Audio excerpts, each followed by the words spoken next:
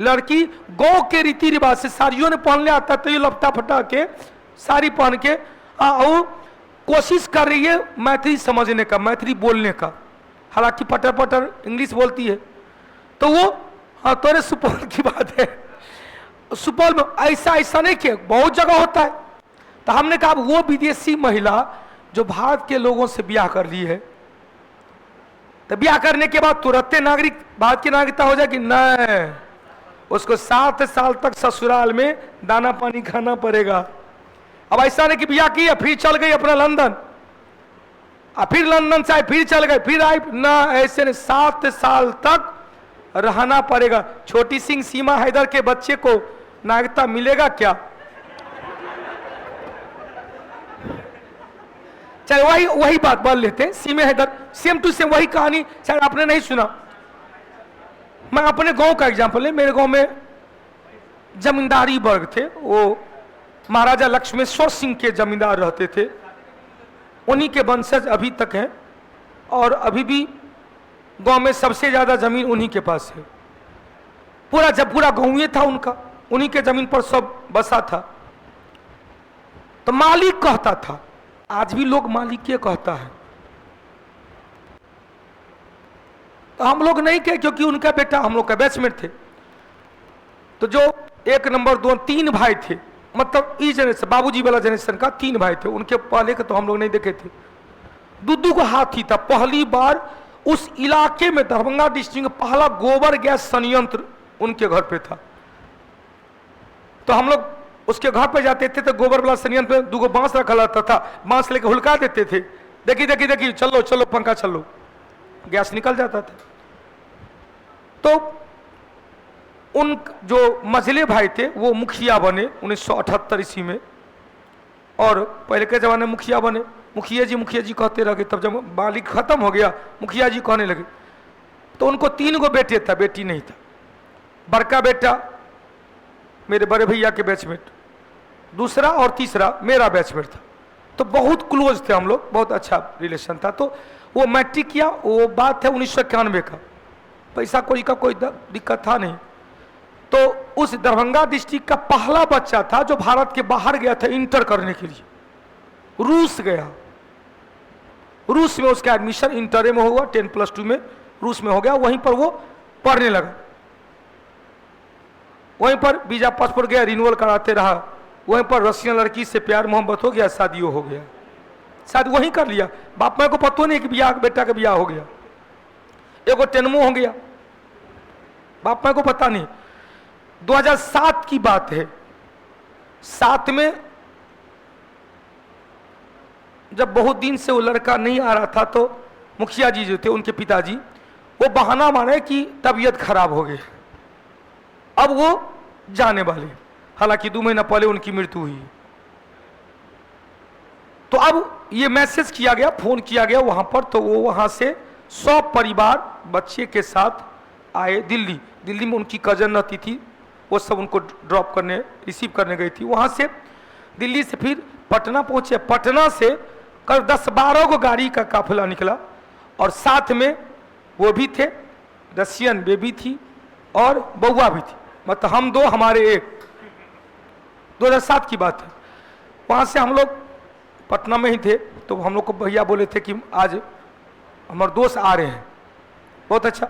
वो इलाके में मेला लगा हुआ था, सबको पता चल गया कि रशियन भी आ रही है। तो लड़का को देखने के, सच्चाई है, लड़का को देखने के कम उनकी कन्या को देखने के लिए भीड़ है। आज भी मिथिलांचल में या पता नहीं आपके इलाके में क्या होता है, जब नव दंपत शादी होकर लड़की आती है ससुराल, तो उनके घर पे उस टोला मोहल्ला की सब लेडीज आती है मुंह देखने के लिए। अब हालांकि मुंह देखुआ रस्म खत्म होगा, क्योंकि अब रस्म है ही नहीं, क्योंकि पहले ही देख लेता है सब।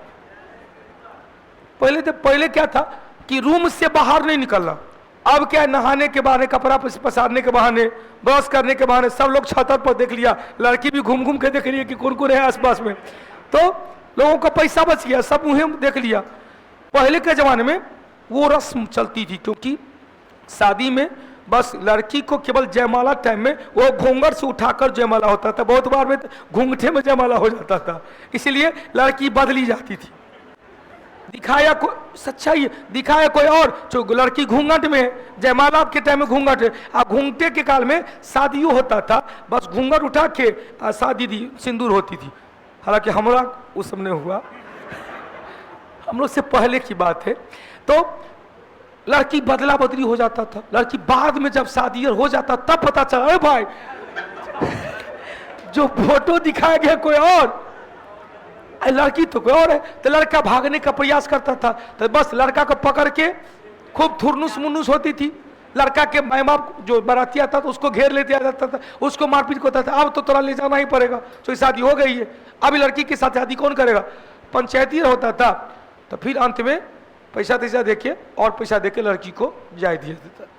अब लड़की गई ससुराल में, तो एक सप्ताह तक यदि लड़की रहती थी, एक सप्ताह तक ब्रशो घरे में करती थी। आप लोग को मौका नहीं मिला होगा, सुनिएगा। ब्रश मतलब वो केवल नित्य क्रियाक्रम के लिए 2 आदमी बॉडीगार्ड लेके जाती थी बाथरूम के पास, उनकी खासकर ननद सब, छोटकी ननद सब होती थी, तो कपड़ा लत्ता लेके बड़ी सेवा करती थी। छोटका ननद छोटका देवर सब बड़ी सेवा करवाती। तो अब एक सप्ताह में बेचारी 24 घंटा 12 घंटा मेकअप में रहती थी। क्यों? क्योंकि 2 लेडीज आई, कन्या कंचल थुन, बस कन्या को पकड़ के ले गई, कन्या को चुपके से बैठा, कन्या चुप से बैठ गई। अब बैठ गई, सामने में 3 4 है, मुँह देखिया लेके तैयार, बस कन्या, अब कन्या आंख बंद के लिए है, घूंघट में आराम से देखती कन्या आंख बंद के लिए है, उनकी सास या उनकी बड़ी ननद घूंघट उठा के देखती केन छतीन। अब कन्या मूर्ति है, क्या करेगी बेचारी, मन मन गलियार ही होगी। फिर बस एक मतलब 50 सेकंड के लिए दीदार हुआ, 50 सेकंड, 1 मिनट भी नहीं, बस तुरंत घूंघट, अब जो दक्षिणा है देना है चढ़ाइए यहाँ, और चढ़ा के वो ननद अपने पर्स में रखी है, फिर चलो करिए उठू हमारी फिर उठा के फिर घर में, अच्छा क्या सच्चाई हम बोले कि झूठ बोले, फिर उसको उठा के घर में रख दी। फिर वो बैठवे की कि 2 दादी आ गई, फला माई ए फला माई आई, तब तक चाय था। फिर वो बेचारी बैठवे की है, फिर आई उठे 2 चलिए। बेचारी का 1 सप्ताह का जो टाइम होता था, हे बाप कौन कुकर्म है, सब हो जाता। बहुत अच्छा हो गया, पहला चांस, पहला साल आई गई, और दूसरा तीसरा साल में वही दादी सब जो देख के आई गई थी, वो सब प्रश्न करने लगी कि अब होना चाहिए। अब होने के लिए वो कहने, वो सब उपाय भी करने लगी। वो डॉक्टर बढ़िया था, वो डॉक्टर बढ़िया था, वो सीरियल में अभी भी दिखाया जाता है, पता नहीं हमको नहीं दिखते हैं, हो सकता है। अभी देखो सीरियल क्या है, सिनेमा क्या है, हम लोग के बीच की कहानी है, हम लोग के बीच की कहानी हम लोग को पता नहीं चल पाता है। तो हमने कहा कि भाई पंजीकरण के लिए कितना, अब वो लड़की आई, गांव में मेला लगा, 15-20 दिन 1 महीना रही, बाबू ठीके थे, फिर चल गए। अब जाते आते रहे, लेकिन वो रूसी महिलाएं को उन्हें भारत की नागरिकता नहीं मिला है, क्योंकि वो भारत की नागरिकता के लिए अप्लीकेबल नहीं है, 7 साल तक भारत में रहना। अब उनके एक बेटा एक बेटी है जो रूसी सेना में कर्नल पोस्ट पर, दोनों बेटा और बेटी कर्नल पोस्ट पे कार्यरत है। क्योंकि हमसे उनकी मुलाकात 2017 में हुई, जब मेरे पिताजी का बरसी था, और वो भी घर पे आए थे, तो घर पे आए थे खाना के लिए, तो आधा घंटा बात। इधर इस अगले पिछले महीना में जब उनके पिताजी का देहांत हुआ था 2 महीना पहले, तो सब परिवार आए थे, लेकिन बेटा बेटी नहीं आए थे, पत्नी आई थी। और उसी में फिर सबका अभी भी आते हैं तो नाम तक याद रहता है, सबका हाल चाल लेते हैं। तो हमने एक लाइन कहा, यदि वो लड़की भारत की नागरिकता प्राप्त करना चाहेगी तो उन्हें मिल जाएगी, लेकिन उसके लिए 7 साल तक भारत में रहना पड़ेगा। बची सीमा हैदर का, तो सीमा हैदर का क्या भारत की नागरिकता मिल गई है, बस कहानी खत्म। अब सीमा हैदर किसी इंडियन से शादी की, मान के चलेंगे किसी इंडियन से शादी की, अब सीमा हैदर के बच्चे को क्या भारत की नागरिकता मिल जाएगी? अब वहां से उस कंडीशन में क्या है, सीमा हैदर के बच्चे जन्म लिया है, तो हमने कहा जन्म के समय बच्चे का माता या पिता माता या पिता दोनों में से कोई एक या दोनों का भारत की नागरिकता मिलनी चाहिए। तो वह बच्चा यदि भारत की नागरिकता प्राप्त करना चाहेगा तो नागरिकता प्राप्त कर लेगा। उसके लिए फिर से अप्लाई करना पड़ेगा। सारा फुलफिल है, माता पाकिस्तानी, पिता भारतीय, तो बच्चे कहाँ रहना चाहेंगे वो बच्चे पर निर्भर कर रहता है। यदि बच्चा भारत की नागरिकता प्राप्त करना चाहेंगे उन्हें नागरिकता दिया जा सकता है। 3 कंडीशन। यदि भारत ने पाकिस्तान पर आक्रमण कर दिया, कितना अच्छा होने वाला था, नहीं हुआ। मीडिया तो करवा दिया था, न्यूज चैनल तो काबुल कराची सब आ गया था अपने कब्जे में। खैर जो भी हो, मान के चलेंगे भारत ने पाकिस्तान को अपने फिर से कब्जे में कर लिया, तो पाकिस्तान का नागरिक कहां जाएगा? तो भारत के नागरिक कहलाएंगे। भारत बांग्लादेश को फिर से मिला लिया, 1971 से पहले पूर्वी पाकिस्तान था, अब वो भारत हो गया, तो जीता गया क्षेत्र के लोग भी भारत के नागरिक हो जाएंगे, तो विजित क्षेत्र के आधार पर। चौथा कंडीशन। अब 5वां, वो प्राकृतिक रूप से। अब प्राकृतिक रूप से भारत की नागरिकता कैसे प्राप्त किया जा सकता है, उसके लिए टर्म कंडीशन है भारत के संविधान के 8वीं अनुसूची। क्या है 8वीं अनुसूची? 8वीं अनुसूची क्या है? संविधान द्वारा मान्यता प्राप्त भाषा।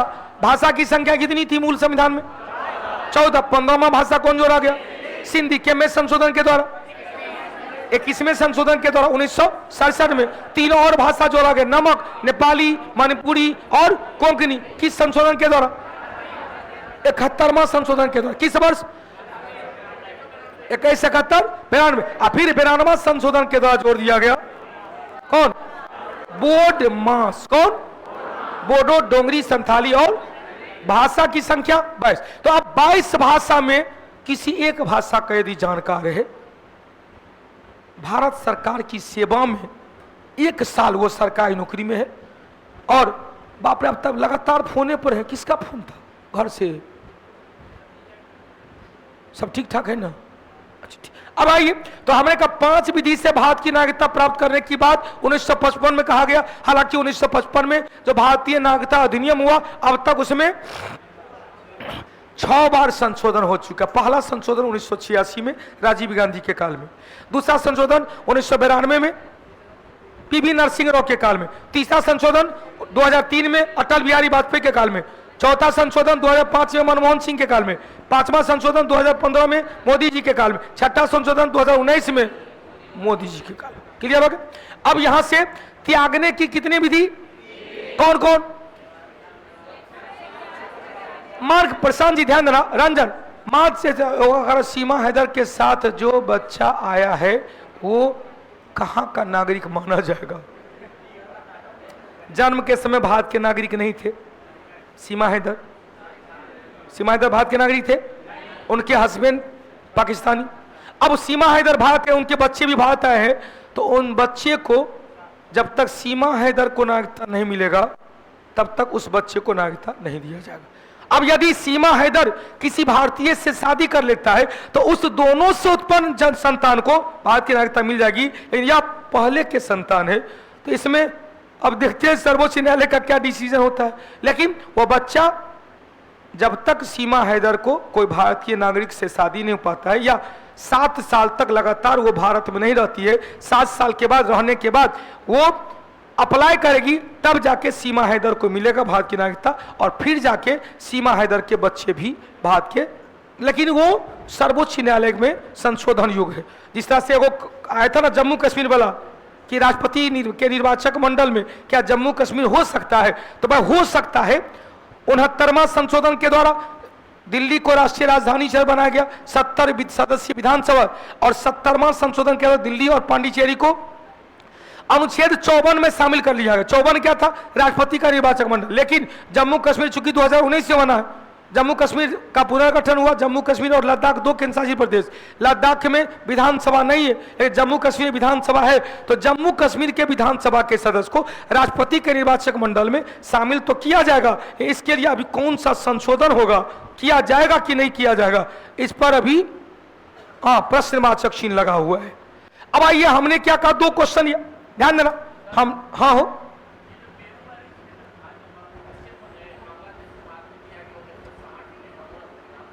हाँ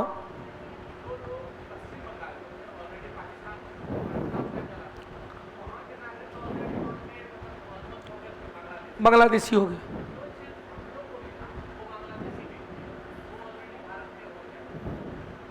हाँ बीजी प्राकृतिक रूप से आ गए।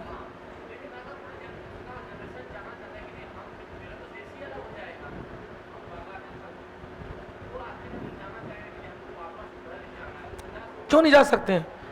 योग आजादी के बाद तो यही हुआ, भारत का क्षेत्र पाकिस्तान में गया, पाकिस्तान के पंजाब का विभाजन हो गया, सिंध का विभाजन हो गया। तो पंजाब का जब विभाजन हुआ तो जो पाकिस्तान के कब्जे में गया पंजाब, वहां के लोग का कहने हम पाकिस्तान में रहने, हमको भारत में रहना है, तो वहां से सब कुछ छोड़ के भागे, यहां आए। यहां से लोग का कहने हम भारत में पाकिस्तान जाएंगे, तो यहाँ के लोग गदर एक प्रेम कथा में बहुत दिखाया गया है। तो वहां पर ये तो खैर आतंकी बात हो गई, लेकिन प्यार से भी, लेकिन सब कुछ को छोड़ के आना पड़ेगा। तो ऐसे व्यक्ति जो ये बताएंगे आजादी से पहले भारत के थे, भारतीय क्षेत्र में थे, भारत के हैं। आजादी के बाद जो क्षेत्र पाकिस्तान में चला गया, वहां का नागरिक यदि भारत की नागरिकता प्राप्त करना चाहेंगे तो आजादी को 1986 से पहले दे दिया गया। पहला संशोधन 1986 में हुआ, 86 में वो डेट ऑफ बर्थ से लिया गया। इतने वर्ष से इतने वर्ष तक लोग जिनका जन्म भारत में हुआ है वो भारतीय नागरिक कहलाएंगे, आएंगे वो सब। अब यहां से क्वेश्चन भाग 2 में जल्दी से बताइए।